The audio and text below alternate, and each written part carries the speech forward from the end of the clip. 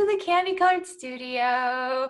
I'm super, super excited over here. You guys hear me say that a lot, but I'm like really ecstatic because my dear, dear friend Megan Gray is on today, and we are excited to just chat and to share things with you and to catch up. And there's lots of big things that have been changing for so many of us, but Megan, she's really good about just like when she feels something, she goes for it. And so Megan, so happy to have you. Welcome.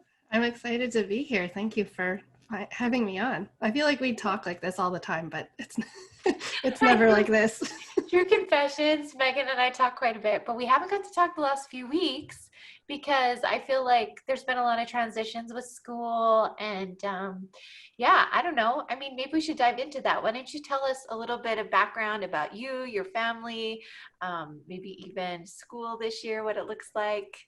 Where do you want me to begin? I know, right? There's um, so many things. ooh, I'm trying to think of where I should begin here. Well, a few years ago, gosh, now it's probably about 5 years ago, we had pretty much downsized and sold as much as we could and moved to Portland, Oregon. And we were there living for a year. We had downsized so much that we didn't have cars. We only had bikes. So we went everywhere by bicycle. We had giant cargo bikes. Everybody could just Google that and you'll find something. So the kids had bikes. We had bikes that the kids could ride on with us so that they didn't have to pedal. And we made a life change. It didn't really work out because there weren't that many jobs in Portland at the time. So it was only a year, but that year, Brian, my husband, was home a lot more because of the job transition. So I started creating more art and really diving into it. My kids then were, oh geez, I've got to do math. 5, so 8, 7, and about 2 at that time. And yeah, then we decided to come back home. We sold even more stuff, but then we bought a big giant van, which we still have. And we put a rooftop tent on it, and we took out most of the seats and made a bed in the back, and we came across country about 2 weeks. And we came back to New Jersey. He got a job. Oh, now it's going to pick up that sound. Oh no. It's totally fine. This is real life. This is real life. We're taking it all. It's the humidity, the humidity filter. It like filters the water out. And so we came back. He got a job working at a bicycle shop here in New Jersey, and we lived for 2 years in an RV. We still had the van, but that was not big enough to live in full time. So we got a 28-foot travel trailer, and I still made art doing this. I painted very small, and I had just like a little rolling cart from Target with the drawers, and I put a tabletop easel on there, and I slid it in the corner so it could go away, and then I'd pull it out, and I was able to still paint while living in the RV. Slowly, I was on Etsy. I went over to my own site, just slowly building everything up. And then we finally, after 2 years, bought our first house, which I'm in now. And I have a lot more space. I have a shed that I can use in the good weather for my studio. And then this little corner of my kitchen here right now gets turned into a studio office as well. So that's how I kind of brought the art along with me while raising 3 children and homeschooling them the whole time. So yeah, it was a bit of a challenge. I've had some breakdowns along the way. I don't think I can do all this in such a tiny space. But yeah, we made it work. I wasn't very strict with the homeschooling in terms of we have to do a curriculum and we have to do 5-6 hours a day or anything like that. It was very more life unschooling, I guess, if you want to call it that. I'm not a radical unschooler, but we kind of mixed everything and made it work for us. So yeah, and then a couple years ago when we first moved in, they went to school for the first time ever. So I had been homeschooling for 11 years up to that point. They went to school for the first time, major transition. And then this past year, we all know what happened. And everybody came back. But it wasn't as hard for me because I'd been so used to having them home already. Yeah, So totally. And, just as a little side note, so when I first met Megan, they were just about ready to leave Portland.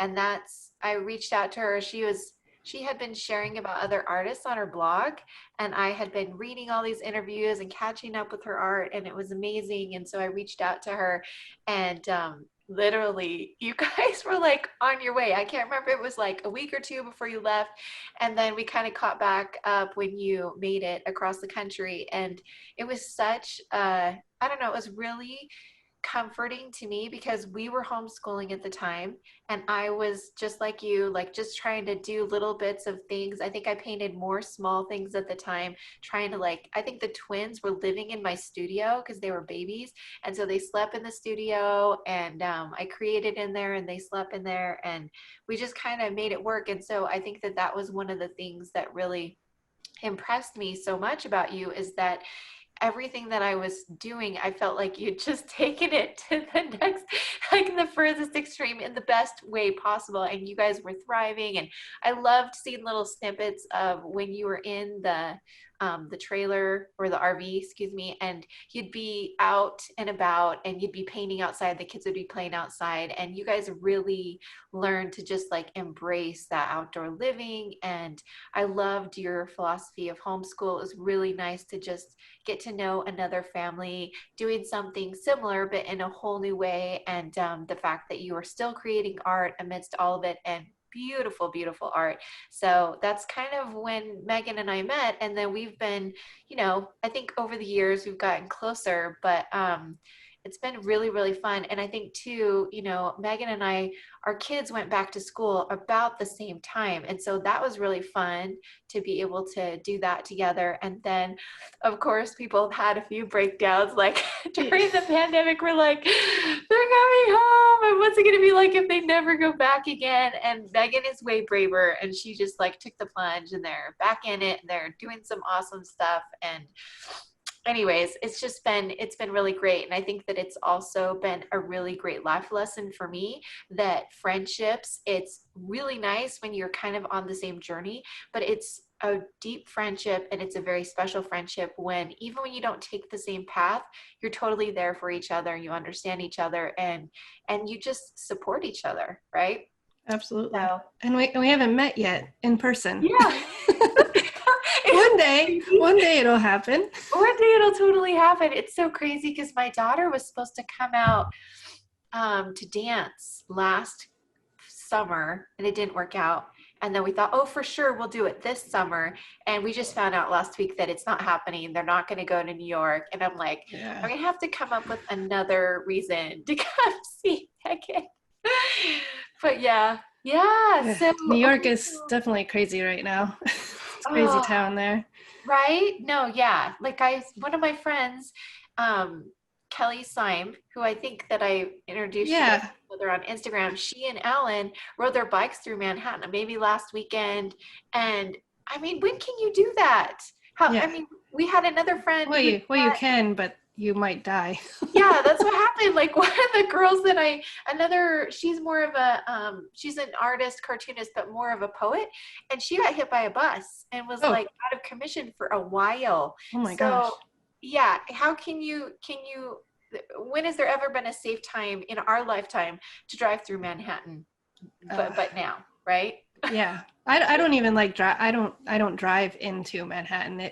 Causes me major anxiety. It's like I'll get on the train, I'll get on the subway. Like my husband hates the subway. He doesn't understand why I love it so much. I'm like, it's just so fast, you know. It's just so much easier. Um, and I love all that, but put me in a taxi or put me in a car and I have to drive it in New York or on a bike. I couldn't. I have to have my legs on the ground at all Yeah. times. No, no, I get it. That totally makes sense. And I don't know. So when you go into the city, do the kids go on the subway with you? What do you guys do? Yeah, they've gone on the subway with us. you know, you have to, as soon as you get off we have the New Jersey Transit. So as soon as you get off the New Jersey Transit, my husband always say, oh, Megan switched gears. And I'm like, gone. Like, you just start picking up that city speed where you're Yeah. just like, okay, because if not, it'll just eat you alive. So, you know, you just got to keep going. So you hold on for dear life to everybody. You know, somebody's either strapped to you, like when they're babies, and you just do it. I mean, but that wears me out. Like one day I couldn't live there. Like Yeah. I love it when I'm there, but I couldn't live there. Oh, So for it's nice sure. to be able to come back home and Oh, not yeah. have to do that. But yeah, it's an adventure. It's an adventure for Totally. sure. Oh, But that's amazing. So do you want to talk at all about your transition to homeschool this year? Like how everything affected you guys and where you're at? yeah, sure. Let's you know, for me, going back a little bit with the living in the RV and that kind of thing, we kind of had to do that in order to save up to purchase our first house, because here in where we live in New Jersey is very expensive. And with 3 kids, you would have had to have 3 bedrooms by law. So that brings up the rent prices, and then we would have been spending money on rent instead of saving it for our family to buy a home. Um, I don't miss the RV, so like maybe if it was just my husband and I, it would be okay. But with a dog and 3 kids, and that was a lot, and it definitely took a lot for us to um, make that through that. You know, it was rough. It was rough on all of us emotionally and at times, and it was a lot. So I just want everybody to know that it wasn't as peachy keen as it sometimes looked on the outside. It was difficult, for me anyway. I'm sure the kids have a different take on it because they're kids. But Yeah. so now that we're here in this house, and you know, I think I needed that school break for them to go to school and for them to try something different. And it was never like set in stone that you can never come back home to homeschooling. So it was never a feeling like, okay, this is it. But I definitely needed that break and that space. Um, and a part of me is a little sad to have lost a lot of that time space. Yeah. Not that I mean, they're great kids, but you know, you just want to think about, you know, you just want to go to the bathroom. You just want to go to the bathroom, or you know, come down and drink your tea and get through majority of your tea before somebody like starts whining about wanting a dog. It's just one of those things. I love them dearly, but it's a lot sometimes. Yeah, I uh, mean, just to be able to hear your own thoughts. Like a lot of yeah. times I just say, well, it's like ripping open your head and somebody in there all day long. And so you can't just hear your thoughts. Most of the time you can't hear your thoughts. All you can hear Yeah. is everyone else's what they're stuffing. And you have 5, so that's 2 more people's thoughts than mine. That's Three it. was hard. I think three was when we were like, oh wow, 3 kids is a lot. So ways it gets easier the more you have. Granted, we couldn't have any more than this. This is great. But yeah, it's still a lot. Yeah, I think that's the thing. I went on a retreat. I was able to go on an art retreat back when we were still living in the RV, and it was I think it was for a week up in kind of in north uh, in northeastern Pennsylvania. Yeah, if I'm thinking that right. Yeah, northeastern Pennsylvania. Um, and it was like on a lake, and it was so quiet. Like, and for the first time, like it took me a couple of days to like decompress, but I was like, I have thoughts in my own. I have my own thoughts. Like, I didn't make a single piece of artwork the whole time. I just did. I didn't. I took photos and I hiked around because it was on a lake and there was lots of trails, and I just loved being able to shut my brain off and hear my own thoughts and realize that, oh, I'm still here. I'm still a Yeah. person, and I'm my own person. And it was really like, that was mind blowing, because for so long and my kids are great, you know, but you realize how much of that is kids and family and bills and dishes and laundry and all of that other stuff. So to go back to your question, getting them back to homeschooling, when we switched to virtual, it really wasn't good for my youngest. She was having a really hard time with it, just didn't want to do it, was bored. And I was like, this is ridiculous. Like, I didn't know what the schooling was going to look like. Are they going to have to wear masks when they go back? Are they going to have to social distance? Are they even going to go back? Is this going to be an issue? Are they going to feel safe? Am I going to feel safe? So I just said, you know what? I think we're making the decision no matter what happens in the fall, we're done. So it just was like, it was like just a sign in a sense, like, okay, you've had your time, you know what that's all about. They've kind of caught up in certain areas because they were kind of forced to do the public schooling thing. So having them come home now, me asking them to do something is going to be super easy because they've been in school for 8-hour days, having somebody else tell them what to do. So we just kind of stopped in May, and I took them out because they didn't like doing the online so much. And we had a pretty relaxing summer. And we started yesterday, actually. I know it was Labor Day. My husband's like, it's Labor Day. Why are you going to start today? I'm like, I just need to get started on something. I just need to do something. So we kind of started some courses that we were going to do, and it's kind of it's loose. I still have to make some adjustments. I know I sent you that picture of that schedule that I had, but that definitely needs to be adjusted because it took us all day. And I was like, yeah, this is too much. So just because, we're learning how to use the things we have. And so it's going to just take some time, and I'm going to be a lot more lenient with myself.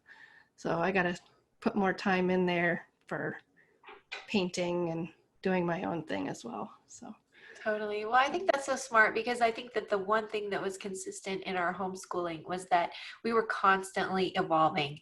And in the beginning, we started really simple. We just, a good friend who was not a homeschooler, doesn't have children, but somebody I really respected, she said to me, start with math and reading and writing. She's like, start with those three core things. And I remember my heart when she said that, it was like, yes, she's right. That's what you need to start with.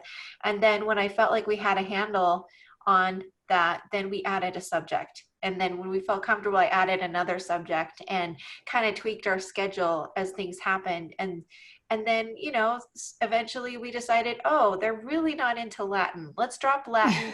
We'll study French for a while, and there were just always tweaks going on. And so I think what I love the most about watching your journey with the kids' education and with yours as well is that you're always so intentional, and your choice to go back to homeschooling was not a reaction to what was going on around you. It was purely because the Grays decided it was time to go back to homeschool for the Grays. Not because the state was telling them that they needed to do school a certain way, not because the pandemic was forcing them to live in fear. It was purely because the timing was right for the Grays.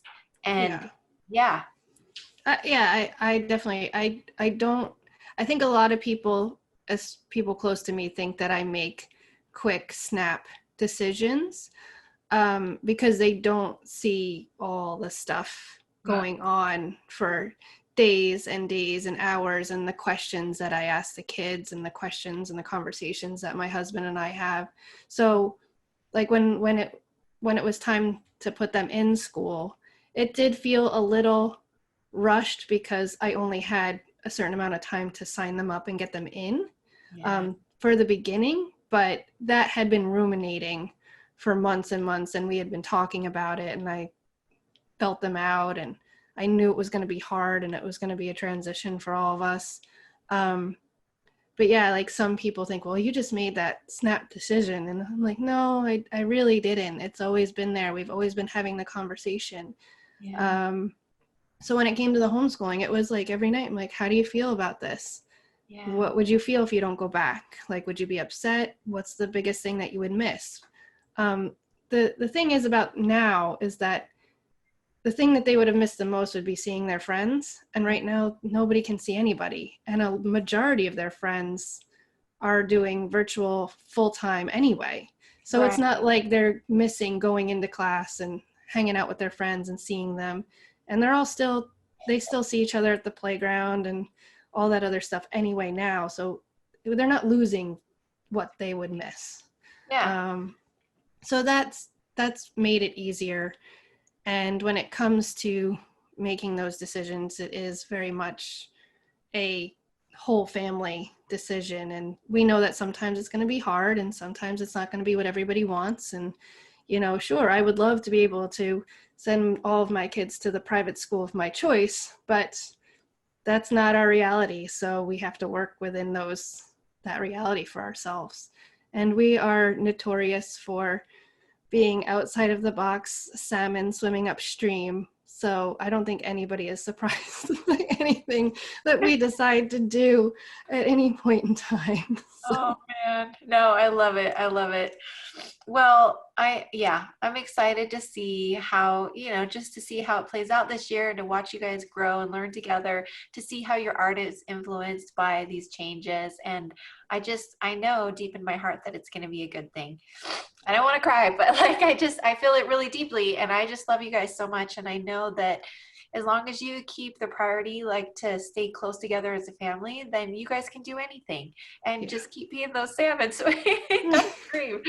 You too. You guys, you being home with your 5 kids and always adjusting, your art space. I know it was in your bedroom a little bit ago, and then you moved it, and, and you've been in a house. So that adjusting and being able to adjust. And of course we have similar interests in other areas. And it's just been a really good connection to have you and go okay, you've got 5. What do I do? How do I maintain this? And how you said, you did one podcast where you're this is what, the kids wash their own dishes. This is how they do it. Little things. It's okay, take some of the pressure off me. You're old enough now. Kind of, do your own laundry, get it done. I don't care. I have to let go of when people just shove stuff in drawers, because I know that I did that as a child, and my mom now is loving every minute of this because she's see, how does it feel?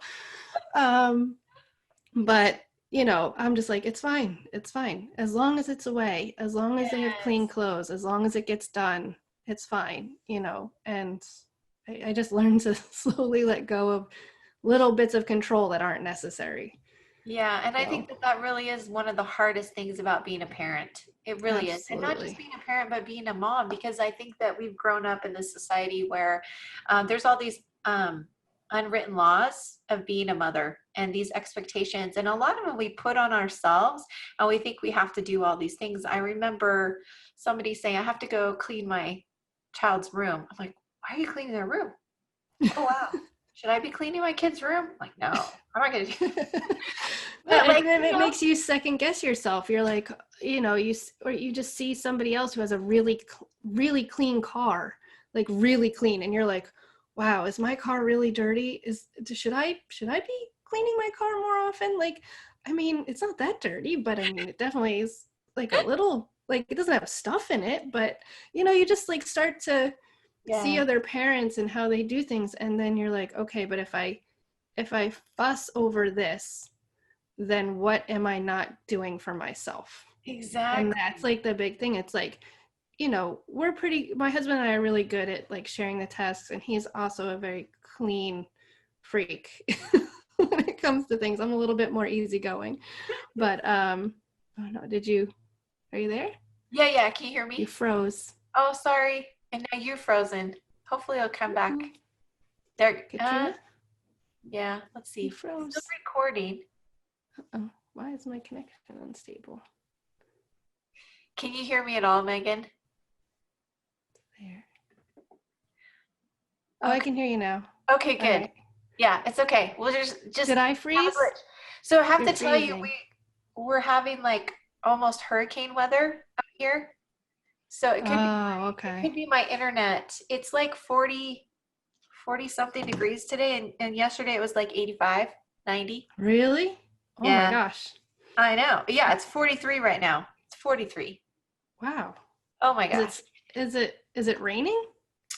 It snowed just a little bit this morning. I took Anna Claire to school. She had It to be there at snowed. 6 and it was snowing. And then when I got back and I told Carl, I said it was snowing when I took Anna Claire. He says, well, look at the mountains. Oh yeah, there's snow on the mountains. Is that crazy? Oh, wow. We're just Oh, getting a weird cold front coming through and hopefully my internet will make it. last. Okay. That's crazy. Um, Okay, so yes, you were just talking about how Brian is like a little more um yeah, he's a little bit more, needs everything in its place, and but yeah. he deals with it himself and tries not to make anybody feel bad. It's a running joke sometimes. But yeah, you just have to, we work really well together, and then you just have to stop the comparing. And when I was homeschooling before this, there is a lot of comparing of seeing what other homeschooling families are doing online. Should Yeah. I do more? Are my kids not getting enough? All we did was watch movies and eat popcorn and sleep, but in the end, if I think about my oldest, he's 13, almost 14. I only have about 4 or 5 more years with him in the Yep, house. And totally. is he going to be upset that I didn't teach him, like, trigonometry? Or is he going to be really happy that I spent the time watching Stranger Things with him? Like, Totally. I think I have to just keep reminding myself of that, because it always creeps in. Like, I'm not doing enough. They're not learning enough, you know, all sorts of things. So No, I think you're right. And I think that part of the problem too is that we are so connected with each other and it's good in a lot of ways, but it's also hard. And I feel like, yeah, when it comes down to it, are they going to remember all those things? They may not remember everything you did. Like a lot of the fun things that we did, our kids don't remember. And fortunately, I documented quite a bit of it. And they're like, "Oh yeah, that was fun." But they'll be like, "Oh yeah, homeschool wasn't that great." I'm like, at the time you really liked it, but you forget. yeah, You forget yeah, that we did these things and you were having a blast. Oh yeah, I guess I do remember. That was fun. That was really great. But when it comes down to it, like as long as they had a good, I don't know, their relationship with us is good, then I don't know if anything else matters. I mean, who cares about trig? I don't use trig. Do you use trig? no, I don't.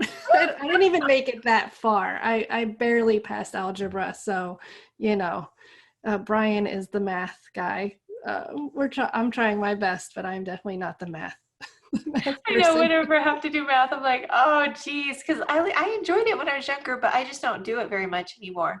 It's like Yeah, it's kind of a pain. yeah. Well, yeah, let's jump into that because that kind of brings up, we talked a little bit about comparing, and I feel like I want to jump more into the whole Instagram thing. But before we do that, I want to at least introduce your art. So those of you that Okay. are watching on YouTube, you've been getting a really good view of some of Megan's latest landscapes. And yeah, so go ahead and describe your art journey, your style, your training, anything that you want to share about that. Well, I'm a majority self-taught. And I did go to college for a year. It wasn't my thing. I didn't want to spend the money anymore. But I did take a couple of drawing classes and really, really liked art and photography and all that kind of stuff. I was a portrait photographer for 6 years. Um, I wasn't painting really at the time. It was kind of my way of getting that creativity out without making a huge mess. And then I saw uh, a lot of people might know Erin Spencer, and reading her blog. And she was a mom of two, I believe, at the time, like me, painting. Didn't go to college for it, and I was like, oh, I could do this. And she was a landscape painter. A lot of artists were abstract or figurative, and so she was a landscape artist. I'm like, oh, that's what I want to do. That I can do that. Okay, so I slowly, started learning how to use oils, using the internet to learn how to use oils. YouTube was fantastic and still is for that, because it's an interesting medium that you can't just dive right into necessarily without knowing the basics. Right. Um, and I just slowly, weaned away from doing the portrait work, the photography. And like I said, when I was out in Oregon, I was like, all right, I'm done with the photography, and I'm going to focus on getting better at painting. And that's what I did. So I just made a lot of mistakes, and there's very nice, lovely people who have my early pieces in their home, and I love them and I'm grateful. And some of them are still collectors, and that's good. I'm glad they're looking at it and not me. Because I'm sure I'd look and go, oh my gosh. But yeah, that was kind of how I came to the painting aspect of it. Yeah, so I just want to share this one funny thing that happened to me recently. Probably the collector that bought my very first painting at a show, and it was very, very. I think it didn't sell during the show, but we were cleaning up, and she said, "How much for it?" I'm like, "Oh, just take it, probably for like $100. Just take it for $100." It was pretty good size, and it was really meaningful to her. And she's a big collector, and she has like I'd been to her house years before, and just every inch of this wall was covered in original paintings. And so it was such an honor for her to buy that first piece. And then she was gone. She was out of the country. They were living in like the Philippines for a couple of years doing like missionary service. And when they got back, she started catching up on my art. And she said to me one day, she's like, "I'm so happy that I have one of your very first paintings." Instead of being like, "Oh my gosh, what you're painting now is so much better and I have this awful piece," she was so happy to have something from like the early days. And I was like, isn't that amazing? And I'm sure that that's exactly how your collectors feel, that they Oh got yeah. like some of the very first Megan Grays. And if you don't do the first Megan Grays and the first Katrina Bergs, you can never get to the gorgeous pieces like you have sitting behind you today. You know what I Yeah. mean? So Yeah, no, I agree for sure. I think it's, you just I look at it and I'm like, "Oh wow, I see how far I've come," and it's yeah. a good thing for me to see as well, because sometimes you're like, "Oh, I'm still at the same point." You feel like you're still at the same point that you were, and then you look and you're like, "Oh no, I'm not. I'm not there anymore."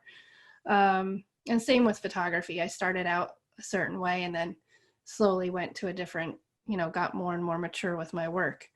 So it is good to see, but it definitely is. Sometimes you're like, oh, like my mother-in-law, I'm like, "You really have that on the wall? You really want that on the wall?"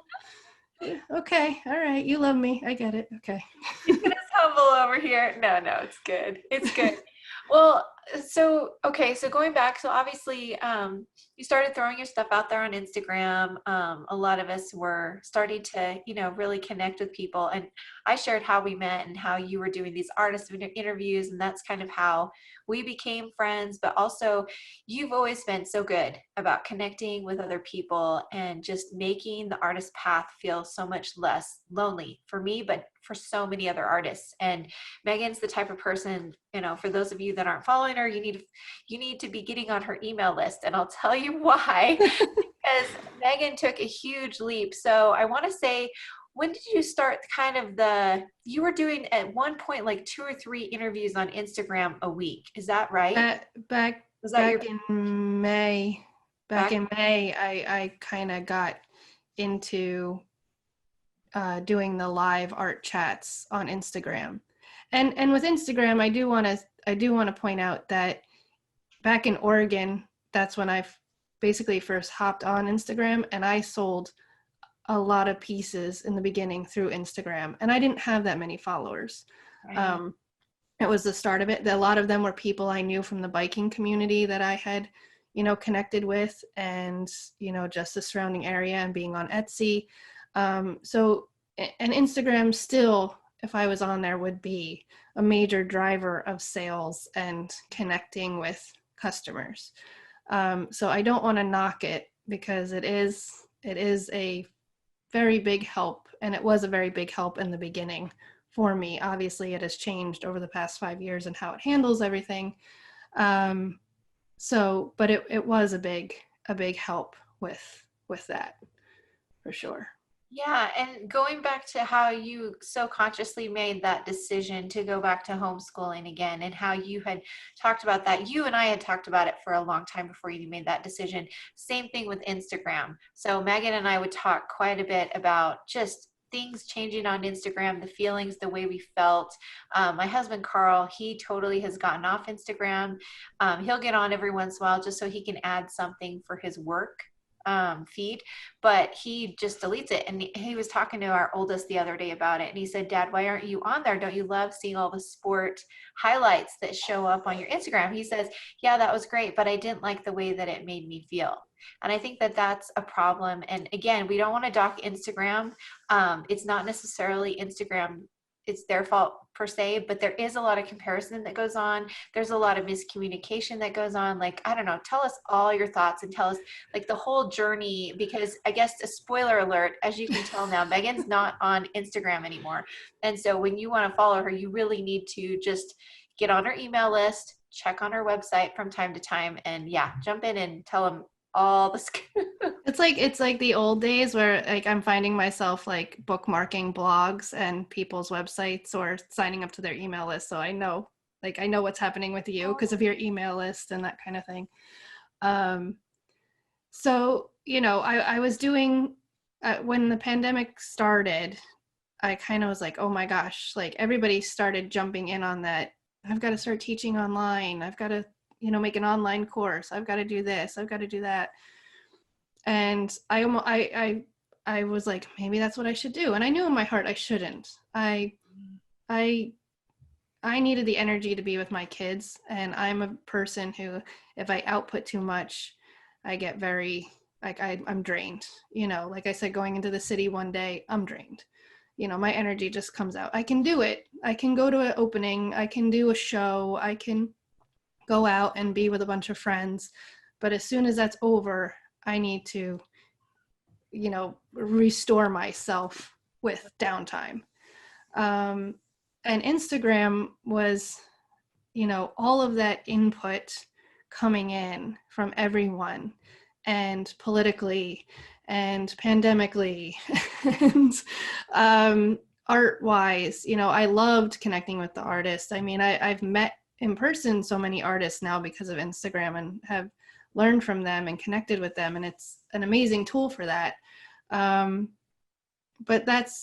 it was getting to the point where it's like, oh, wow, look how much work Erin is putting out, and Erin and I have had conversations. I'm like, how are you at the table drawing and painting with your kids there? Like, I couldn't focus on that. She's like, oh, I'm a little obsessive. Don't compare yourself to me. And I'm like, okay. So you just start doing these things. Well, look, this guy over here is doing this, and this person over here is like, it was more like of an output of work. And I was comparing myself at how much I was putting out and doing. And then Instagram,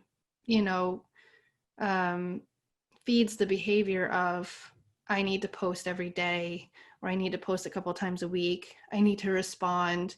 If you're not responding to comments, Instagram is going to read that, and then it's not going to show your stuff to as much people. And I always wanted to treat everybody like they were sitting right in front of me. So if they said something to me, or they sent me a DM, or they made a comment, or they were being nice, I always responded. I couldn't not respond. Because I felt like business-wise and just human-wise, treat them like they're right there in front of you. And that's just my personality. That happens with everything. So magnify that because it's online, it's the internet, and everybody is there at the same time all over the world. It gets a little overwhelming. And, my husband would even say, like, you don't have to reply to every comment. And I'm like, yeah, I know I don't, but I do. Like, that's why people are here, because they feel like they're seen and they feel like I'm not ignoring them. Totally. And that's a great thing, but it got too much for me. And then having the art chats and trying to promote that and do everybody. And then it was like, well, what am I really doing? Am I creating content for Instagram, or am I the artist I want to be? Because I'm not doing the art for myself at this point. I'm doing it for everybody else. So I really had to sit down with that for a while. And I was kind of quiet in June, and I took it off my phone, and I didn't really go on. I would check my DMs on my laptop, so that doesn't make it as fun to get on Instagram. But and I noticed that my anxiety levels were going down. the pressure, the feeling of pressure, the comparison, the lack of attention, the snapping at my kids. Just let me finish this, all of those things were starting to subside. But then I realized I would also go on. I'm like, oh, I can go on. I can do this and just answer DM and get off. I couldn't do that. I would look at somebody's story. It would go down some political wormhole or, pandemic craziness. And I'd be like, oh my gosh. And I'm like, why do I need this information in my head? I don't need this information in my head, So it got to the point where it was like, I have to really be honest. Like, I have a problem with this. Like, I don't drink, I don't smoke, I don't, I'm not like a binge eater.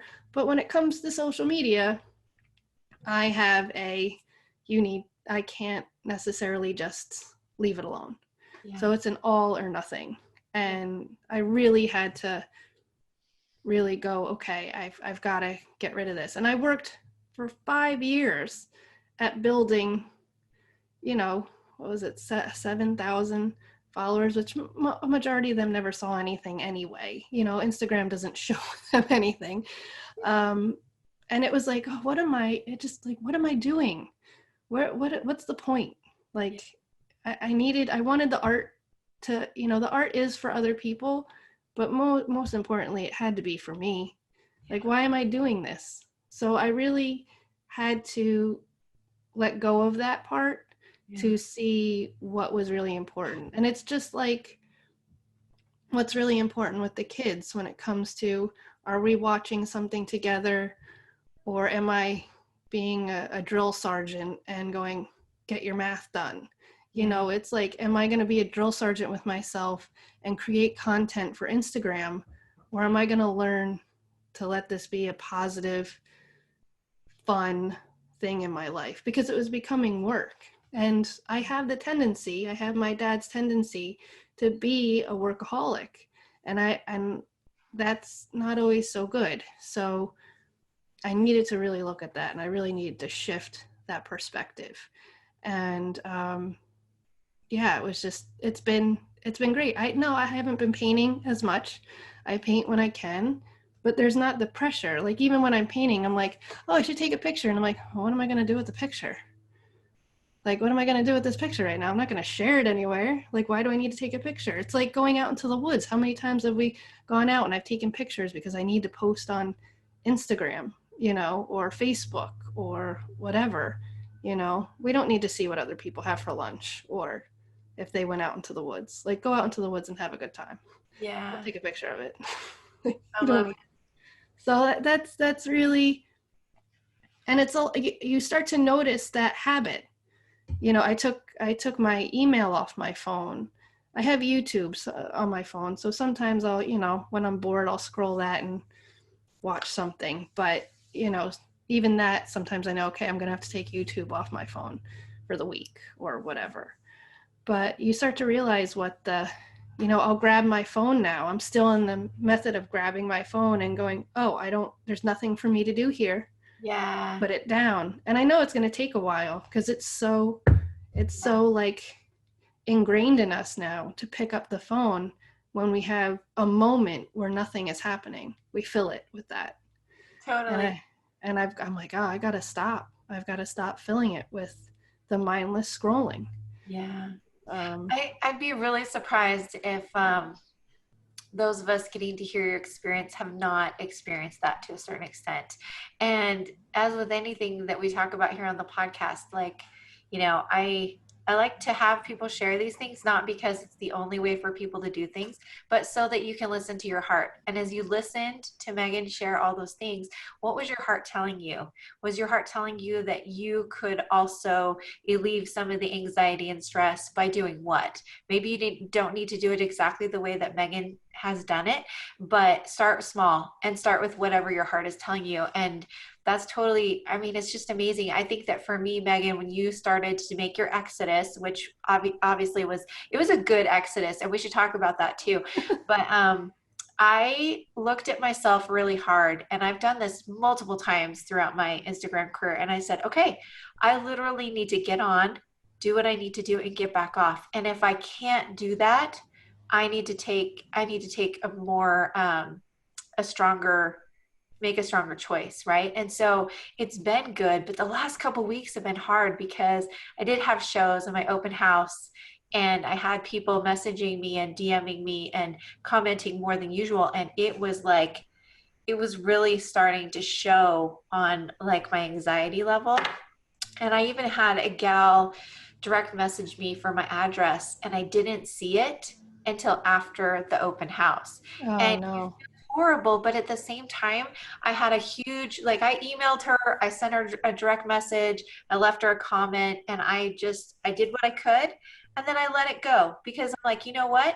That's how I want my life to be. I don't want people to think that they can get a hold of me with a comment at any time during the day. And it's not because I don't love them and I don't appreciate them, but I'm just like you. I'm going to respond to every comment and every direct message and every email at some point. It doesn't always happen immediately, but I really try because I feel the same way. I feel like everyone, I want them to feel loved. I want them to feel like, yes, we see you. But at the same time, like I had to say, it's okay that I didn't see that comment because I want to be present. It's so funny because it's become this cliche thing. We're always like, oh, be present, be present. And I finally said to Carl, I'm like, I'm terrible because when I have my phone and I turn off all my notifications. And so I don't get notified if you message me on Instagram or you leave me a comment. I don't get it until I open it up. And I'm like, it's okay. It's okay to do that because it's better for my soul. It's better for my relationship with my kids because I was feeling the same way. You know, you feel like, oh, just let me finish this. Just let me Yeah. finish this. And when I catch myself doing that, I'm always like, okay, I got to make a change because they are way more important than anything else going on. And so thank you so much for sharing that. It's so good. In fact, do you want to talk about like your transition out? Because if anyone wants to transition out, this is a really good way to do it. Not to say that you need to do it the same way Megan is, but maybe like pay attention to what she's doing and figure out how you can take that in whatever it is that you're doing. It doesn't have to be leaving Facebook or leaving Instagram, but I thought that what you did was brilliant. Yeah. I think there's those, the cliche, one, there is the fear of missing out, like you were talking about a little bit ago. Yeah. You're worried, like, oh, I didn't respond to her, and there's a fear of I'm missing this or I'm missing that. Um, but I always think back to the old days. It's like, gosh, somebody passed away somewhere and you didn't hear about it for 2 months later in the snail mail with a handwritten letter, like I guess there is that. It's a wonderful thing that we can know instantaneously about things, but also, is it healthy that we know about things is to instantaneously? Um, and I don't think it's healthy. I don't think it's healthy that we, not that sharing is bad, but I also don't know if it's mentally and emotionally healthy for people to be sharing every aspect of their lives on Yeah. social media. Um, and there are people, and it's great. And you know what? I think men have an easier time at doing this, of just getting on, getting off, Yeah. post, get off. Yeah. Whereas women, there's so many more women using social media. There's so many more, all of that's flourished. And for artists, it's done such an amazing job at removing the middleman Yeah. and going directly to the artist. But as women, we're geared to nurture. We're geared to connect and reach out, and it's overwhelming because it's so much now. Yeah. It's so much, and we're missing in that aspect of the people right in front of us. And that's everybody. You go meet with your friends and everybody's on their phone and you're like, really? Like, can we have a conversation without the phones out? It's hard for people. Yeah. But my husband wasn't, he could get on, get off. He wasn't using it as a business, but he could get on and get off. I always use the excuse, well, it's for business. It's for Yeah. business. It's Yeah. for the art. It's for the art. And I realized that that was an excuse I was using to keep my Instagram addiction going. It's like, no, it's just a little bit of alcohol. It's just a little bit. And I know people don't want to, I know that's a big thing to connect it to, because addiction is really such a huge thing, but it is something, you know. And no, that's not everybody's choice. Some people could have a glass of wine and that's it, you're done. That's not my problem. So Instagram may not be your issue, and that's great. You can use it and make it work for you, and that's awesome. um, so you know, that's just my thing with that, where you you really have to see how you're behaving with it. And if it's working for you and you feel like you have healthy boundaries with it, go for it, stay with it, keep going.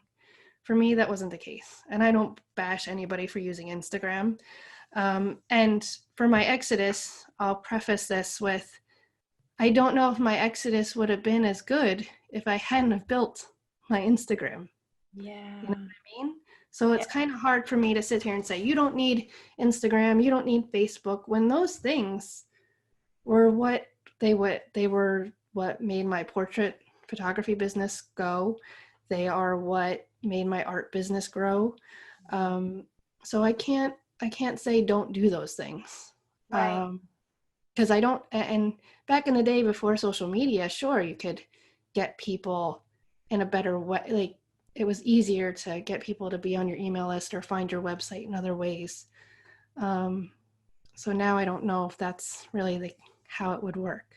But my exodus from it was, you know, and a friend of mine, he was like, why don't you just get off already? Like, why do you need to say all this stuff? Just end it, just cancel it. And I'm like, you don't understand. Like, I've built a relationship with all of these people over the years, a lot of them that I know by first name. I've never met them, but I know about their art and they've shared with me. And I don't just want to like go, okay, click buy, don't say anything and gaslight everybody. You know, I don't want to do that.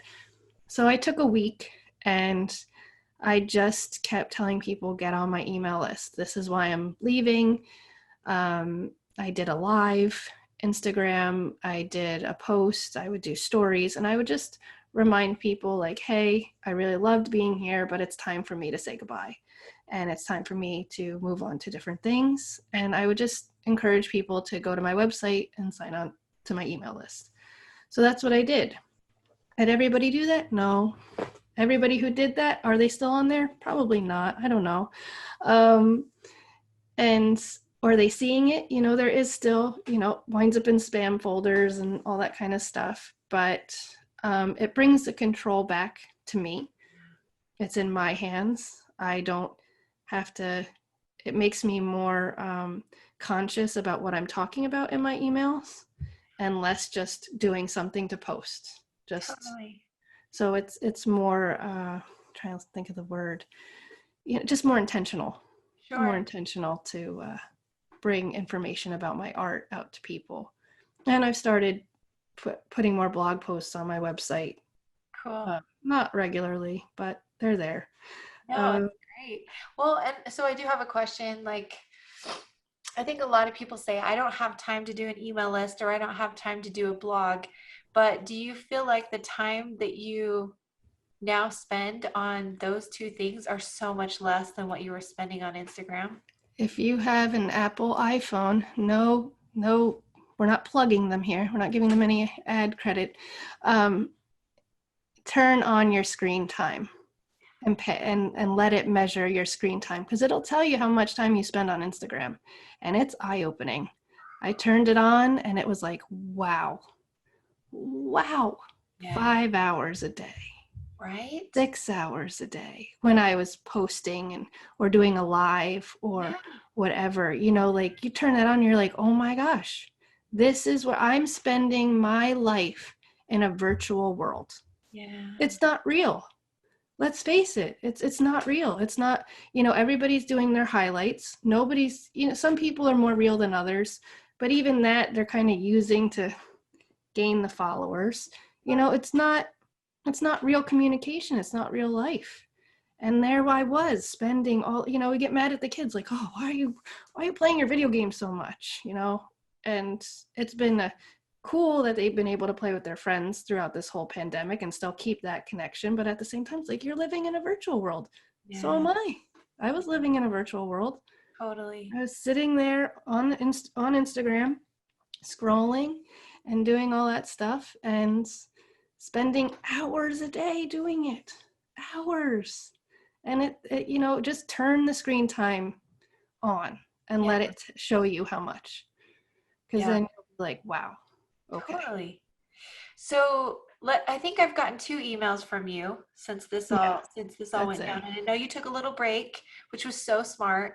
But yeah, so what would you say to those people that say that to me? Katrina, I don't have time to write a blog post, or I don't have time to do an email. And so number one, I would say, Well, check yeah, and see how much time you're spending on Instagram, and then yeah. tell me if you Tell have me time. you don't, yeah. Yeah, what else would you say? Um, you can, if you're type A personality and you want to schedule it, schedule it. Schedule Friday is your day, or Monday is your day, or, a day and a time to write a blog post, or, the first of the month is when my email newsletter goes out, or whatever, schedule it. I'm not really good at doing that. It makes me feel more pressure. Yeah. So when I know I have to get something done and I have to do an email, of like, okay, today is the email day. And I don't put pressure on myself to do anything else that day. Of course, people have to be fed and, things like that have to happen. But I don't put pressure on like, I'm going to do the email and then I'm going to answer all the email and then I'm going to pay the bills and or sometimes I'll have an office day. Like, okay, this is my office day on Fridays. This Friday is my office day. I'm going to get the bills done. I'm going to get the email done. And then it's it. I don't worry about it. So Totally. I would just say, and sometimes when the feeling strikes, like, I had some thoughts about a blog post and about some things I was working on. And I just kind of went into the website and I started typing things out. And I just typed it out and I left it in draft. And Yeah. that's it. And then I just let it go. And then when I'll come back to it, I'll add photos and do that another time. I've been doing this so long with blogs and websites and promoting and all this work that I've done that I realized, yeah, I know how to do it. I'm good at doing it. But is this what I really want to be doing? Right. And so now I'm only going to send an email when it's necessary or when I have really something to say. I'm Yeah. not going to worry necessarily about sending one every other week or every month or whatever. And I'm fortunate. My husband, he goes to work almost every day for us. He comes home. I don't really need to sell artwork. Yeah. I don't need to be doing this in order to make sure that our household is running. Is it great that that money comes in? Absolutely. But I don't need to.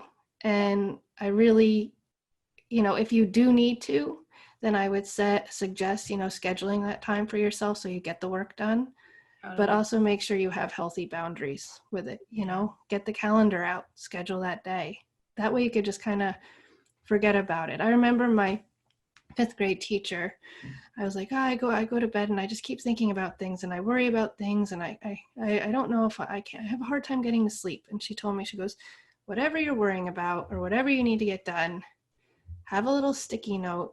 I have a little sticky note pad next to me. And so when something comes up, I write it down and I just leave it there. So now it's out and it's down to remind me, but I don't have to think about it. And I Totally. still do that to this day. I have sticky notes everywhere. Like I'll just like, it's like, okay, it's out. Yeah. Like, okay, so if you write it down on the calendar, like, okay, I know I need to do an email that day. I don't need to worry about it today.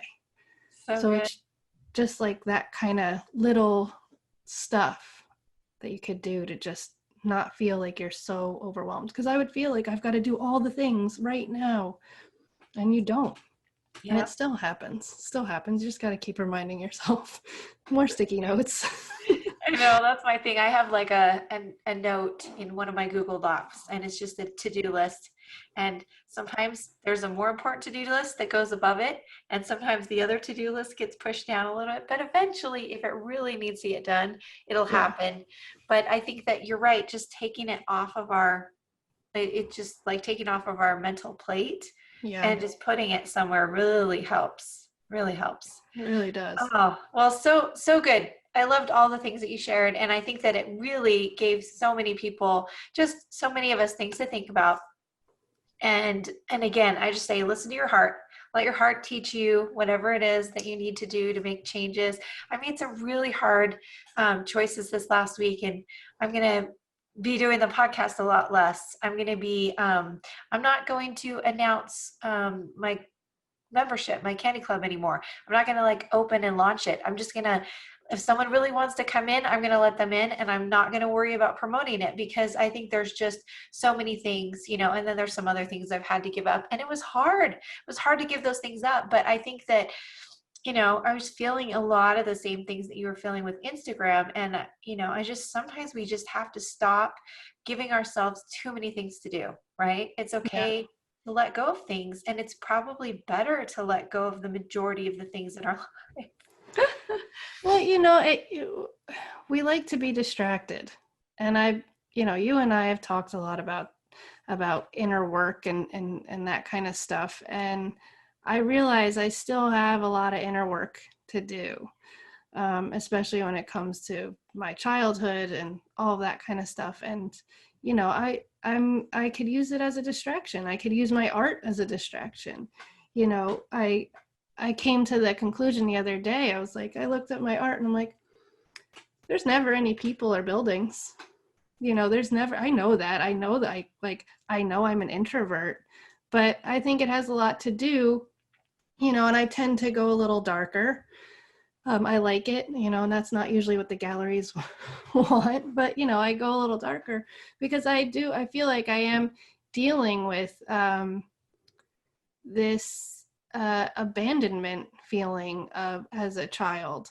So there is like something that I don't think I would have realized that if I was still distracting myself with Instagram.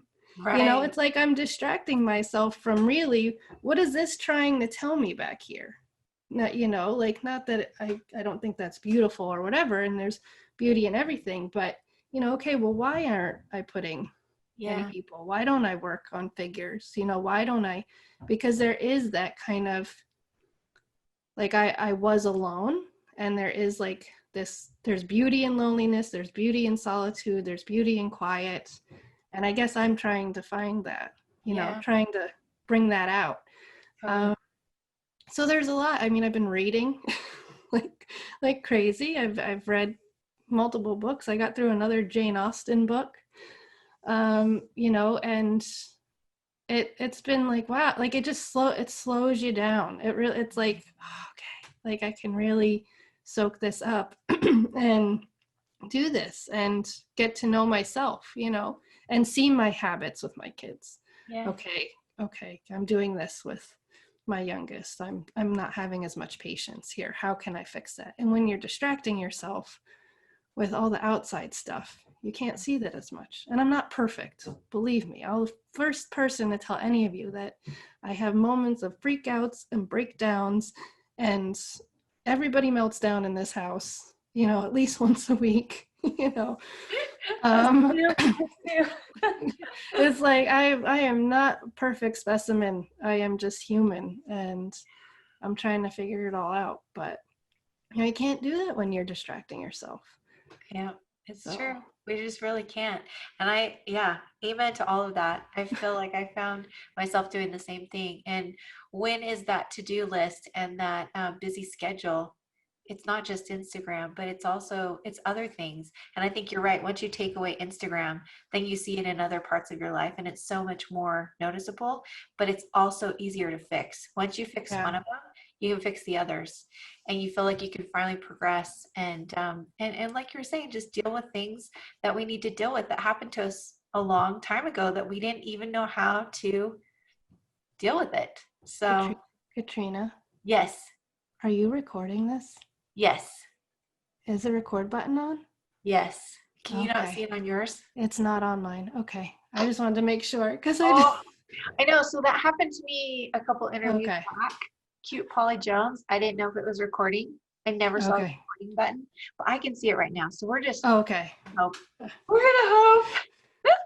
Fingers crossed. No, I know. I saw that. I was like, oh no. I think It's not recording. Yeah, I kept watching it when we were glitching Okay. when it kept going. So we're just gonna Okay. keep. We're gonna hope Okay. that it's good. Okay, so let's get into some of these other questions. You know, I've been one of my themes this year was to talk about going to school, and I love that you touched on the fact that you did go to a year of college and you did say take some art classes, but you realized that school wasn't for you, or at least you know like college level, it wasn't going to help you get where you wanted to be. So I've had some artists reach out to me, and also that was before the pandemic. And there's a lot of people right now saying, do I need to do things online, or should I just jump in and do an apprenticeship or do an internship or take workshops? Like, what are your advice for people that want to grow, not just with art, but in general right now?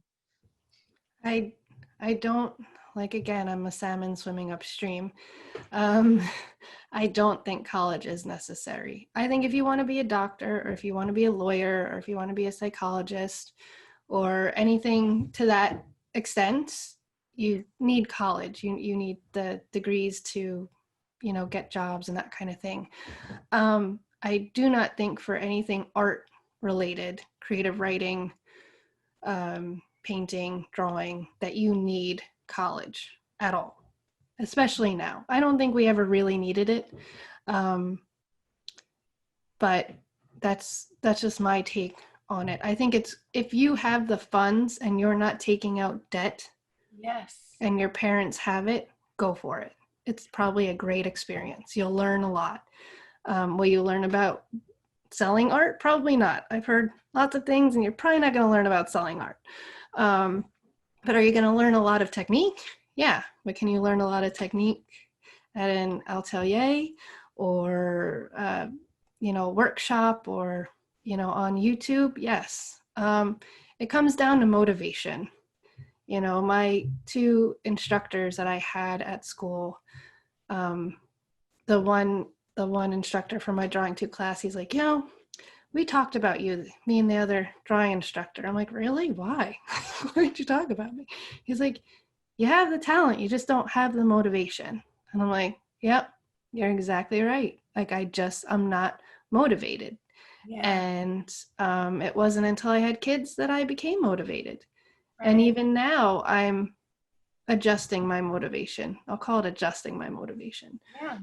Um, so, I think we have to be Picassos, and we have to be Van Goghs, and we have to be these, Frida Kahlo, where you know, we just paint all the time, and we just do art all the time, and that's what makes us an artist. At least in my head, that was my thought process.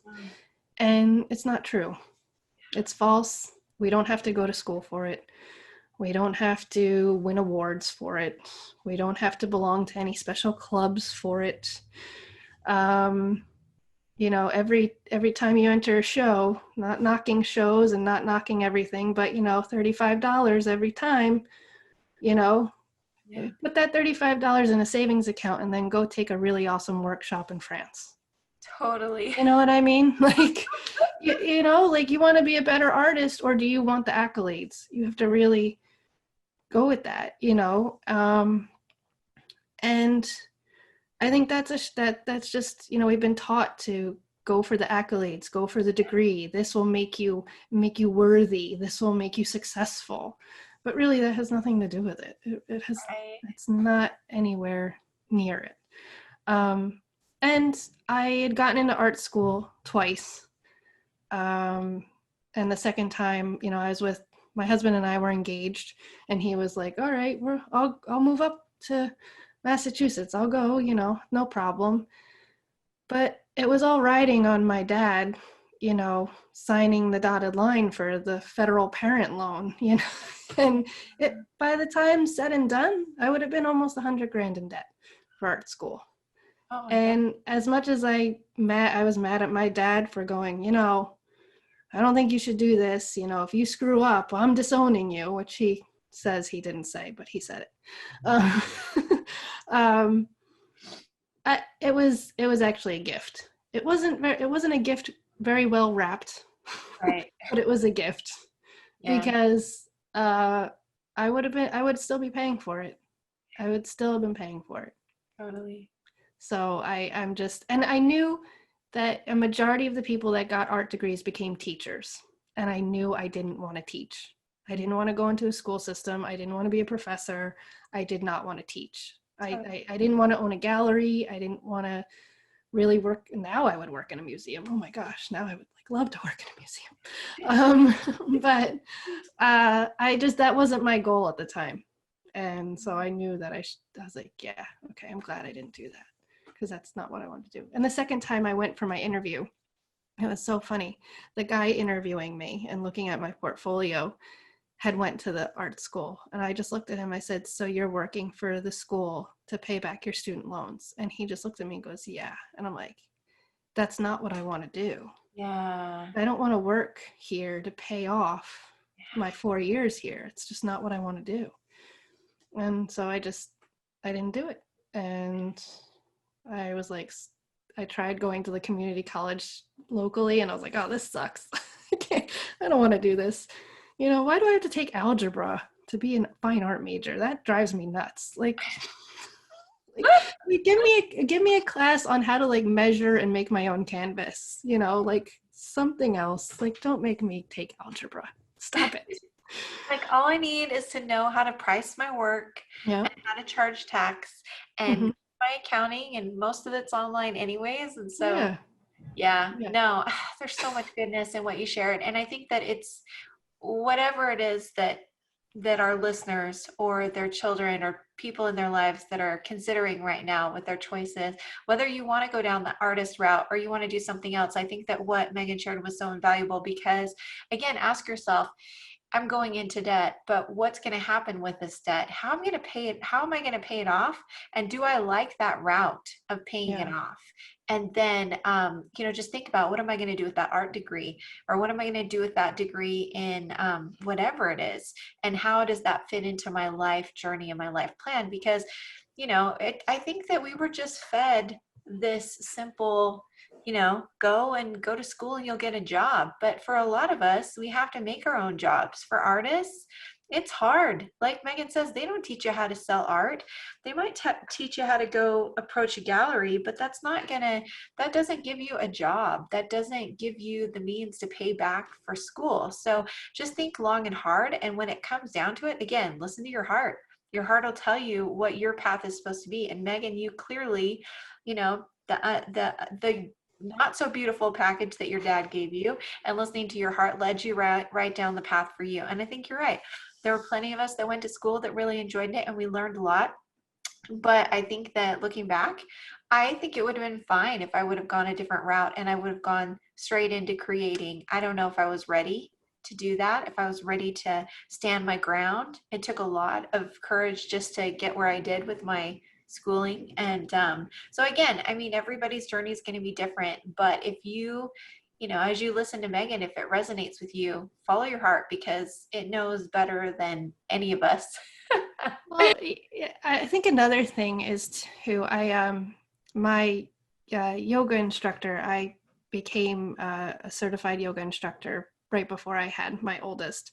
And the man who ran the school was he's an amazing pastel artist, just amazing. And so the upper floor of the yoga studio was his art studio. And I would go up there and I'd see his stuff. And I asked him and he was an art teacher. I think he was a high school art teacher before he retired. And I said, how do you become an artist? This was before the internet and social media and all that stuff kind of took off. And he goes, I put my portfolio and dragged my art around New York City for years. And, you never hear back, or somebody else who you're like, what, that guy got over me? Like, what, all of a sudden he goes, and it's all about who you know. It's all about who you know and the connections you make. And what college does, if you're going to a really awesome art school or an awesome college, what you're paying for is the connection. Yeah. That's what you're paying for. Because you can get the technical knowledge, you can get anything else, anywhere else.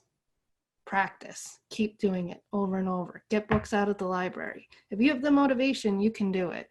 Yeah. But you're paying for that connection. You go to Harvard, Okay, it says Harvard. You've got a golden key to certain places. So if you go to an art school in the city, you're going to have a key to a certain place. And of course, people are looking for things when that you go in with your portfolio and they push you in a direction, and that kind of thing does happen. But really ask yourself, is that what you want? Is Yeah. that where you want to go with your art? Do you want to be somebody who's showing in the MoMA? If that's what you want to be, go for it. Do it. That's fine. But know what you're doing. Know Yeah. what you're going for. Don't Totally. go because you think you're going to get a great art education. Know that, like, oh, okay, this is what I'm going to do. Yeah. Like, I don't want to be a crazy well-known artist who has to have a bunch of people helping me Mhm. and to get into a museum show and then sell my work at Sotheby's. I don't want to do that. That's fine for somebody else, but that's just not me. So you got to really understand what you want to do with that before you go ahead and sign up for the college or the university or the school. And I think back in the day, it was cheaper, it was more available to people, um, and it was more affordable for parents to help send their kids to college. I think it's astronomical now. I don't think that it's easy for anyone. No 18-year-old should take out $100,000 for an education. You're you're setting yourself, the starting line is up here and you're setting yourself all the way back, you know? What are you going to do? Work at Starbucks for For fifteen six dollars years. for Yeah. 6 years to pay? Like, that's not going to pay off your student loan. Even as a teacher, you start as a teacher, you're making what, base salary is $30,000 to $40,000. Yeah. It's a lot. It is. So, It's a and lot. most of the time they want masters, so now you're adding on. So like I said, if you're going to be a doctor, a lawyer, you have no choice. You need those things. I mean, those things are even, you could do them cheaply also. You don't have to go for the crazy overhead. But when it comes to art, you have to really understand what you want from it. And Yeah. if your parents have the money or you have the money and you want to go to an amazing art school in New York City, go for it. Do it. Like, you have the opportunity. If that's what you really want to do, do it. No Yeah. problem. But to put yourself in debt to do it, and once you get to a certain level, just like with anything, what are you sacrificing? Right. What are you sacrificing in order to be in the MoMA? Yeah. Are you sacrificing something you really want to do? I think we all do it too, even on Instagram. We sacrifice what we really want to be making because, oh, well, this one got a lot more likes than this one. I Yeah. really like this one, but not as many people liked it. So maybe I should do more of that over there. And then it starts to change our art. Yep. You really have to think about what we want out of it. What do you want out of your artwork? Where do you want it to take you? I'm not a super ambitious Well, person. I don't know if it's I'm necessarily about ambition, but I think that you're very real and honest with what you really want. And you don't want to be in that scene. That's not your ideal place. And I don't either. I don't want other people running the show. I don't want other people telling me where to show up and when to do this and that. And so, in a lot of ways, like, we're really similar in that way. And if your personalities are like Megan and I, you probably don't want to do that either. But yeah, Megan's right. If you want to do that and you have the money, go for it. That's great. We're like super excited for you. But don't expect that just because you go to a school and you sign that dotted line that you're going to have the same result, because there's nothing more. there's a lot of things you got to do. Like, it's like if you want to be president, there's a lot of things you got to do that normal people would be like, I'm not doing that. Yeah. You got to do a lot of things to reach a certain level. I know, isn't it Jeff Koons? He does the balloon things, the balloon animal Oh, yeah, yeah, sculptures. yeah. Yeah. I was watching like a little clip with him the other day because I mean, I knew about him, but I didn't know like a lot about him. And I'm like, oh wow, he has a workshop full of artists making his work, and that's fine. Leonardo da Vinci did it, and all the like Michelangelo did it. Like he wasn't painting the Sistine Chapel on his own, you know. But I'm like, well, that's what it takes to get to that level, you know, And who I selling the want most has to of. be in charge of all those people. Yeah, I'm like, And oh my gosh, quality control, and yeah. it's I'm already like, quality control just being a mom. yeah, exactly. I'm like, oh, I'm already like having to cook for like 4 other people. I don't want to have to manage, you know, and a workshop full of people, you know, and then that's what it takes to sell the highest. I think he's the highest sold now, Yeah. Sotheby's auction, Well, you and then know. the other thing, I think it goes back to what you kind of alluded to before. You have to ask yourself, well, even though I'm not the one creating the art, I'm the one managing it. Is that giving me the joy in being part of the process? Because Yeah, there's some of us, the joy is in the actual painting. And then yeah, there's joy in people connecting with it. Those are my two top joys, is the actual painting and finding meaning and solace for myself, but then also passing it on to someone else and them finding that joy. It has nothing to do with me being in charge of other people or watching them create the work. That yeah, doesn't bring me joy. So it doesn't work. You know, it doesn't work for me. It doesn't work for you. But no, for Coons, yeah, it totally works yeah, for him. it And that's works. great. And it worked for Da Vinci. But yeah, It worked well. Maybe I don't know, but I'm listening to that autobiography. I know he worked for oh, who did he work in somebody's workshop? It's too many Italian names in that book. I can't remember.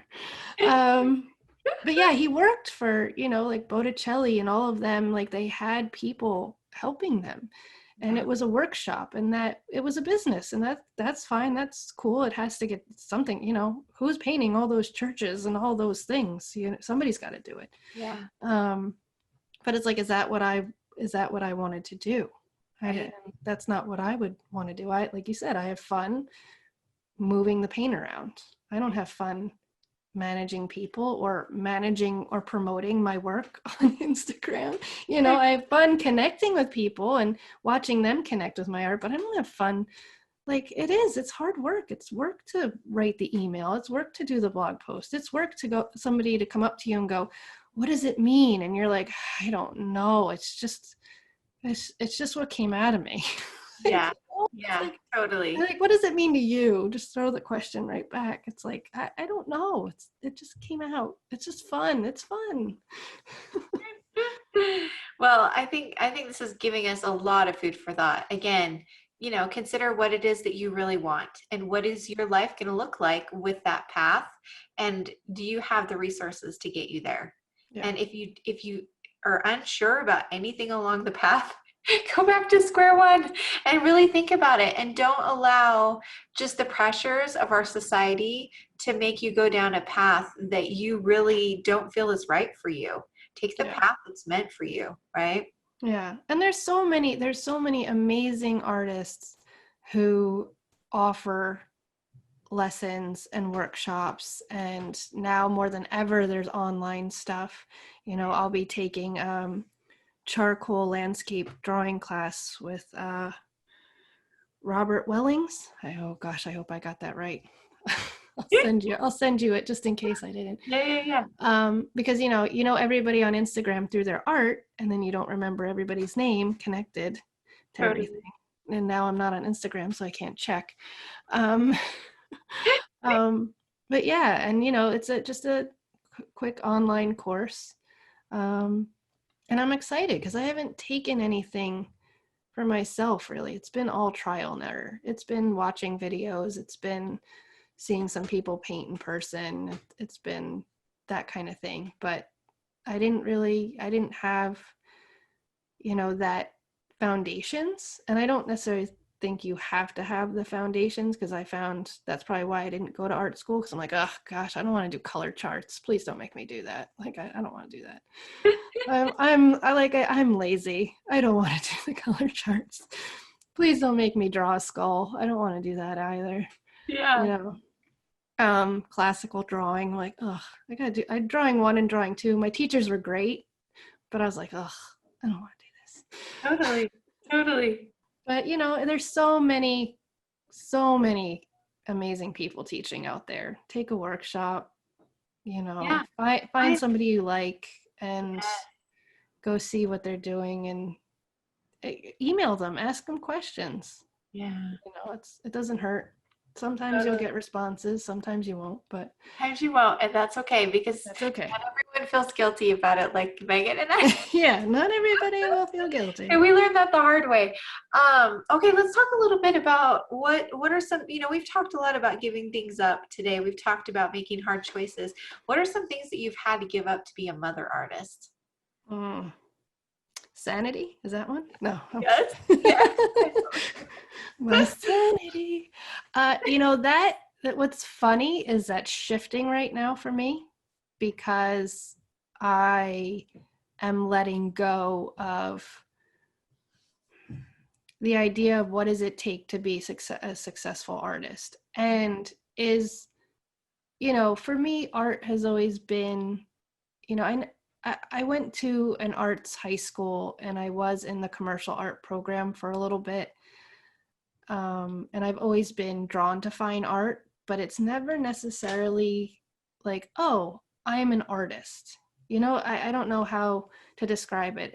I've been doing, when I was in eighth grade, I started searching out things and I started meditating, at 14. What 14-year-old does that? It's a very, Especially when we were younger, because there wasn't a lot. I mean, you weren't no, watching people do it on Instagram or on YouTube. no, yeah. Yeah, that was very, very rare. It was the days of the AOL dial-up, that sound. And then I had to Google, like I Googled like all religions. I was just like, I was raised Catholic and I just started Googling all religions. And I was like, I don't like what's this? What's that? And then I found Buddhism and the meditation and all this kind of stuff. And I just kind of went down and I'm like, oh, I'm going to try this meditation because I knew I didn't feel good and I wanted to feel better. And I didn't understand, there was so much going on that I didn't even realize at the time. But I was like, oh, I just don't feel good and I want to feel better. And I don't want this Catholic guilt on my shoulders. Like, I'm just awful because I'm a human. Like there's got to be something else out there that tells me differently. Yeah, So I started, just researching that. And then it led to yoga. And then it led to, learning about all sorts of other things. And to me, I like, with that in mind, and about 5 years of therapy with a therapist, she had said to me, she's like, you'd make a really good therapist. I'm like, yeah, but I don't like people. So how's that going to work? I'm not patient with people. Like, I'd be like, why can't you see this? Like, don't you see what you're doing? Like, I'd be a terrible therapist. I'd be horrible.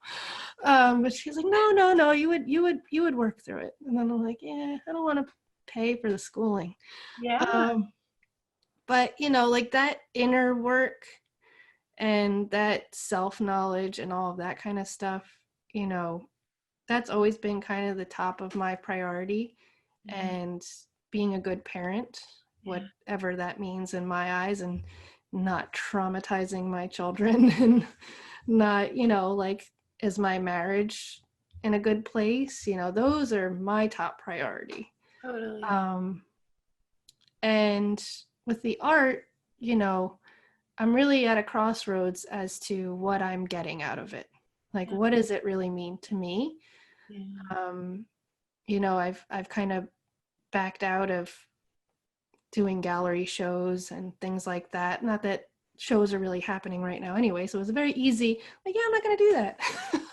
um, but so yeah, I think like, COVID has been like, okay, and I'm sure it's been like this for a lot of people. It's like, what's really important, you yes, know? Like, yes, it stinks that I have to wear a mask when I go into stores, and then I start sneezing because the masks makes me sneeze. It's like, stinks. But at the same time, it's like, wow, this has made me really see again, reminding me what's important. I always remember every time I had one of my babies, and that first 6 weeks, where nobody expected you to do anything but take care of the baby. Don't yeah, worry about cooking. Don't do this. Don't do that. Like, just be a mom. Just yeah, just just be. you know? And I'm like, that was every time, that was the most, that was the best time. Yeah.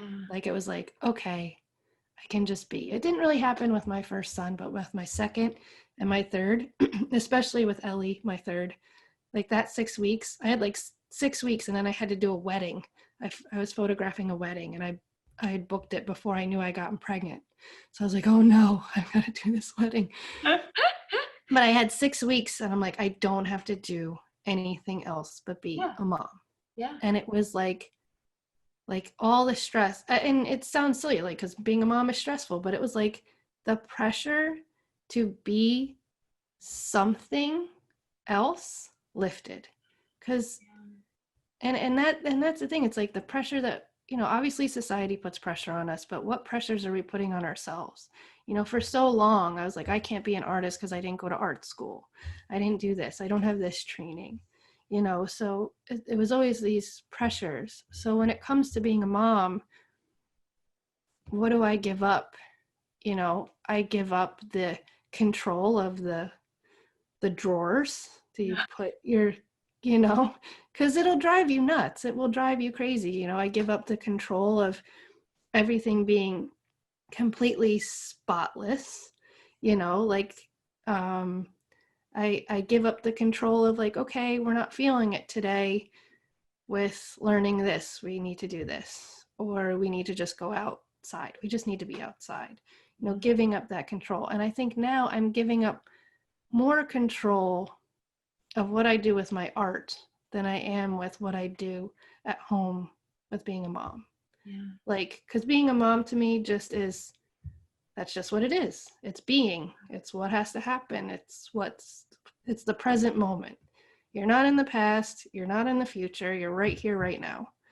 Art can go in a million, oh, I need to do this, oh, I need to do that. Oh, well, like I could think of a bunch of things to do in the future. Yeah. Unless I'm painting. If I'm physically painting, I'm in the moment. So painting brings me in the moment, and just being a mom and focusing, putting them first, brings Yeah. me in the moment. So it like relax. So it's like, I guess I give up the pressure. I'm Yeah. learning to give up the pressure because there's a lot of pressure. There's a lot of, I'm also taking karate, which is, I grew up doing taekwondo, and I started this past winter doing karate.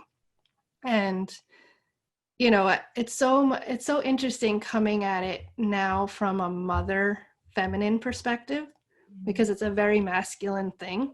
Totally. And so you come at this and you're like, no, I'm not going to class today, I'm honoring my body. And the instructor's like, what does that mean? And I'm like, this is what it means. It means we don't push ourselves. Like, yes, there's, because you're supposed to push yourself when you're fighting, or, you're doing martial arts. You're supposed to keep going, but there is also this other aspect of things where it's like, no, what if we don't push it?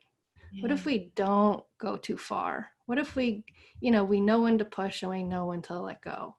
And I'm doing a lot of the letting go right now. I'm doing a lot of the, okay, I'm not gonna push myself to be Totally. this successful person or whatever. Like, what is success to me? What is successful? At the end, when that's it and I'm in the bed and everybody's around me, what am I gonna be happy that I did? Yeah. Or what am I gonna be? I would be more regretful if my kids didn't call me and want nothing to do with me than if I had my art in some famous museum. I don't Yeah. care. Or if I sold millions of dollars or hundreds of thousands of dollars worth of art, it doesn't matter to me. That, like, you could take my thing, throw it out, burn it down, fine. My kids, no, can't Yeah. do that. So what matters? And that, I think that's where I'm learning to let go. So Totally. it's learning to let go of these expectations of success and what that means, if that makes sense. Oh, it totally does. And thank you for sharing all that. It was absolutely beautiful. And I had so many aha moments while you were talking. And I think that, yeah, just keeping those priorities in check, being willing to just keep giving things up and realize it's gonna, if we really want to be satisfied, like you were saying at the end of our life, it's a constant battle of what else can I give up? What else can I reprioritize? How can I look at this again and realize that, you know, being a mother artist, really mother is the heart of it.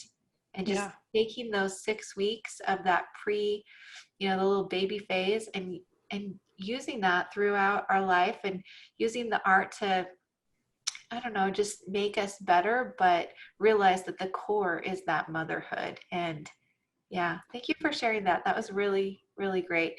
Um, Can I add one more thing? yes, I add one think more I thing. think I think that um, as when we look at art in a whole, I've obviously been watching a lot of art history documentaries as well. You know, you see a lot of masculine, you see a lot of that energy, and it's not bad energy, it's great energy. But, you know, Picasso didn't have to breastfeed anybody. He didn't have to make sure somebody's diapers were changed or there was dinner on the table. Or, you know, Van Gogh didn't have any children, though maybe he would have loved to have children. I don't know. Um, and then even you see like female artists like Vigée Lebrun, who had a child and was very successful in her time and made lots of money from painting portraits of the queen and all that kind of stuff. But where she what she did have to give up was a better relationship with her daughter, you know. So what is it that do you want to, in order to be successful in this world, because it hasn't changed yet, hopefully it will, I don't know, that in order to be successful you have to be this masculine energy, this force that doesn't take anybody else's crap and kind of focuses and keeps going, which is, you know, you need that sometimes, but it doesn't have a lot of balance. There's Yeah, not a lot of balance there. And we need both of those. We need to go and get it done. And then we also need to know when when your body says no, stop. yeah, Let it, like, just relax. And you know, if it takes me being 100% in the masculine realm and going forward like that, that's I'm going to burn out. Like I'm not going to be able to do that. yeah, So it's really learning how to balance those two energies within our lives when society doesn't really, you know, want us to do that. But we've got to learn that. Like we don't need to be all super like feminine and no, oh, girls shouldn't do that. They should stay over here. And no, boys should stay over here. Like I'm not talking about any of that. Do whatever feels natural to you, do. But those two differences of energy have to be kind of in alignment, because if one's out of whack, you know, that's why you have certain, you know, things happening in life, and you just got to keep them in alignment, and you got to keep them in, when one gets a little too much, come back, you know. And I think that's what I'm trying to do, is kind of balance balance that in a way. You know, it happens in my household, it happens between my husband and I, you know, like we'll switch. Sometimes I'm the drill sergeant and he's like, you need to calm down, and I'm like, okay. And then sometimes he's that way. We've got to like work and flow, and you know, he's like, you know, you need to let go, like it doesn't need to be perfect. I'm like, okay, you know. So there's this balancing of those kinds of energies within ourselves. And obviously I'm getting a little out there for everybody, but you know, that balancing of that um, really does help when it comes to raising children and also doing something for yourself, because it is important to do something for yourself, totally. and it is important for you to understand what are you willing to give up. I know I'm not willing to give up a lot of things to become president or to own a big Fortune 500 company, you know, like, or be an actor. Like, I know I'm not going to give that. I'm like, I'm not giving up my privacy. Forget that. You know, like some people are willing to make those sacrifices. So you really have to make sure you write them down Like, what won't you give up? I'm not giving up, spending this day with my kids. I'm not giving up having this date night with my husband. I'm not giving up. So then you know what you won't give up, then find ways of things that you can give up. I will give up dusting the house every week. Yeah. I will give up, telling my friends that, yeah, I'll make sure that I'm there for them here, here, and here. You got to say no sometimes. So it's a Totally. balance. It's a balance. Yeah, no, and I love how you brought up the energies because I think there's so much truth in there, and I think again there's things that we can really consider, ponder those masculine, feminine energies in everything that we're doing, and what can we do when we're feeling off? What is it that we can do to tweak it so we can get back in alignment? I thought that was really, really great. So Well, thank you for sharing that. you're welcome. And I think it's so, like, when I look back, and because, to be a famous artist, you see all these male famous artists, and, you look at that and it's like, that's what we are praising, that energy. We're praising that, like, not like, do it anyway, just keep going, like you see Frida and Diego, and, it's like, if you were alive now with Frida, you'd be like, get out of that relationship. What are you doing? Like, you're an amazing artist. Like, he's a loser. He's being a jerk. Like, you would tell her that. And here he was, and, like, she was there propping his career up because that's what was deemed important, And now, of course, it's flipped. I think more people know Frida Kahlo than know Diego Rivera. Sure. But, it's like this, I think a lot of the women that were kind of at the forefront and did um, make that success in a way had a lot of that masculine drive, that masculine energy, and they shouldn't have had to. I think that's what makes me mad, is they Yeah. shouldn't have had to. And it's fine if that's the way you are, but you should have a choice. Yeah. Have a choice in how you get to where you're going. And I think that's what's changing. I think Instagram made a big leap and a good thing in that, Facebook and Instagram, by bringing that level playing field. Like, see, I'm a mom, I'm in more of a feminine role, but I'm still a good artist. I still have value. I still have blah, blah, blah, blah. Now, in 100 years, we'll see what happens. I don't know. But I think that's the thing I really need to think about, is what is, we can go either way. We can have both energies. We can have more than one or the other, but it should be our choice on how we get there.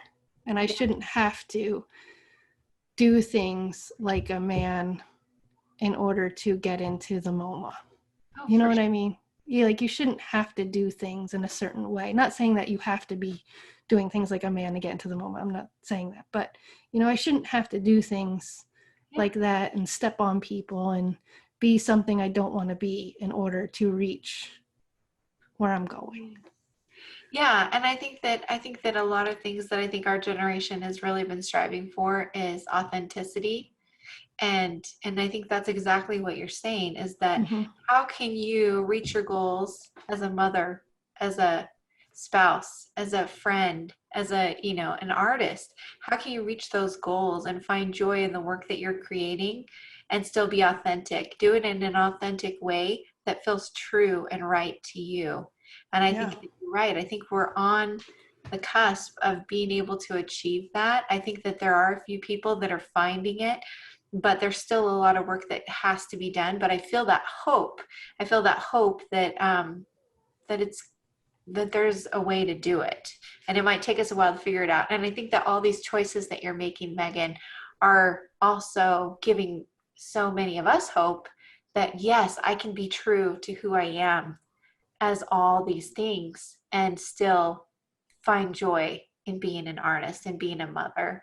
So yeah, I really appreciate all the things you shared. I feel like you may have already answered this question today, But something that I always want to ask someone is like, what are some projects and series that you have on the horizon and hope to start in the future? And I feel like you're kind of telling us that you're trying to realign, you're trying to figure out where you're going with your art, you're trying to get into a good groove with the kids with homeschool. Yeah, so give us your thoughts on all of that. Um, well, I'm gonna make a bunch of minis and all that kind of stuff and hopefully release them in October, like I said I was on my email. It might be the end of October, but it might be the very last day, Halloween. But I'm working on that. And I also realized, like you said, you were gonna stop with the you were just going to kind of have open enrollment into the candy club instead of the Yeah, crash, yeah, sign up. So I might start just having them roll out eventually, but then I also don't want to, like, every time something rolls out, email people. I don't want to bug them like I that. know, So right? that's a fine line. So I think maybe releasing things in batches is still a good way to go for the email Yeah, connection. yeah, Um, but so that's what I'm working on right now. Just whatever comes. I'm not doing like a series or anything. Like, these little guys here will be part of it. And, um, yeah, I'm just really kind of gonna do that and not put so much pressure on myself, and kind of find different ways of connecting with the art. And, like, the big one and this one here were old paintings. They have stuff underneath them. And I've been wanting to try, like, the roller where you roll the paint on. And it's not a fear with the blank canvas, but there's a fear of going over paintings that I yeah, knew these weren't working, so I didn't have any fear. yeah. I was like, I'm just gonna, whatever, like, I'm just gonna go over it. Like, I'm not I gonna love sand it. it. I'm not gonna do anything. Like, there's still the texture from the other painting underneath, and I just had fun with it. And I didn't put so much pressure on myself, and I just let it happen. And it was fun. So now I'm thinking, okay, like, how can I get that texture without, like, making a whole crappy painting underneath? So I'm gonna I'm gonna work on getting, like, the gesso the canvases or panels first and make it textured, and then go over it that way. And just, I want to be a little bit more loose Yeah, with my painting. um yeah, really, that's just, taking the charcoal drawing class, because I'm like, I'm not doing something right. I'm not doing what I want here. So I'm yeah, hoping he'll give me some insight into how to totally. work with it. One more tool in your tool belt that you can mess with. Yeah, And I yeah, love that you are brave. And yeah, it's great for people to understand that if you want to try something new, sometimes you don't want to start something new from scratch. You literally want to try to use something you've already done. I think it's brilliant. well, that those paintings sat for like a year, 2 years, Right. so, like, I knew they weren't working. Yeah. I just, like, left them to the side. But, like, when it's on a, like, you're in a good, it's good enough. I get the, okay, it's good enough. I'm not going to go any further because then I'll ruin it.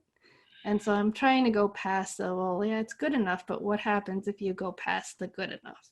Ooh, I What's like going to it. happen on the other side? So I'm working on that. So we'll see what happens. Awesome. And Oh, I'm trying not to pay, I'm trying to not think about what people want, in a yes. sense. Yes.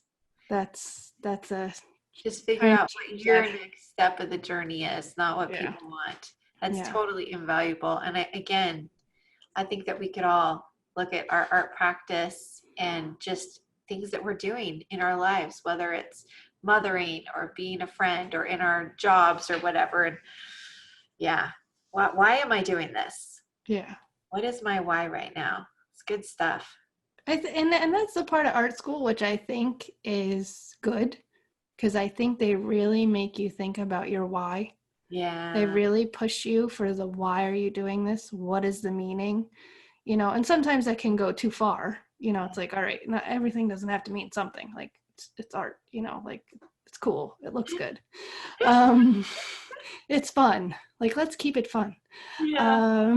But I think that there's a lot of that analyzing of why are you doing this in art school. So and I think that's the piece that I kind of missed, because Yeah. I went for like, oh, I want to technically be at a certain point, but then I also want people to buy it. So I thought I put those two in, and then I forgot about, well, why do I want to do this? Yeah. So there's three pieces: Totally. the technical, why do you want to do this, and will people buy it? Yeah. So there's three things. Good stuff. Well, I'm excited. I'm excited to see your October release, even if it doesn't come out till November. I'll be looking forward to it. I'm also excited to see where you go and what you learned from this charcoal class. I'm looking forward to seeing what happens with the kids this year, and just, you know, the adventures that you'll take together and the things you'll learn together. I think it's going to be great. Thank you so much for sharing so many good things on here today. You are amazing, and you've given so much to our community, even if people can't access it on Instagram right now. I just want to remind everyone to go sign up for Megan's email list. I'll put the link in the show notes and here on YouTube. So definitely keep an eye out for those, and you'll know that Megan's not going to be overloading you. You'll get something maybe once a month, but more likely when she feels like she has something to say, or there's something that you're going to want to pay attention to. So keep an eye out for that. I will. Yeah, just thank you so much, Megan. Sure. Thank you. Thank And you for letting me blather on for like 2 hours. oh, I'm excited. Is it bad that sometimes when I do interviews, I'm like, I'm really looking forward to listening to this again? Oh, that's great. You get so much out of it live, but when you want to go back and re-listen, like, you know that it's going to be really good. So thank you so Good. much. Thank And you. just want to send a lot of love to everybody out there from Megan in New Jersey Yes, and thank me. you. Thank you all for if you've made it to the end, thank you for listening. It's going to be such a treasure. Thank you, Megan. Goodbye, everybody. Bye.